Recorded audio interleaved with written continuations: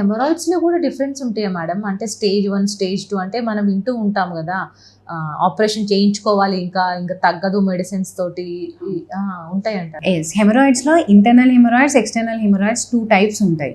వాటికి సిమ్టమ్స్ డిఫరెంట్గా ఉంటాయి అండ్ స్టేజెస్ కూడా ఉంటాయి. అంటే గ్రేడింగ్ ఉంటుంది అనమాట. హెమరాయిడ్స్ అంటే గ్రేడ్ 1లో ఉందా, 2లో ఉందా, 3లో ఉందా, 4లో ఉందా అని చూసుకోవాలి. ఆ గ్రేడింగ్ని బట్టే ట్రీట్మెంట్ మారుతుంది. అండ్ ఇంకొకటి, ఒకసారి ఆపరేషన్ జరిగిందంటే మళ్ళీ మళ్ళీ వస్తాయి అంటారు కొంతమంది, రావు అంటారు కొంతమంది, మీరేమంటారు?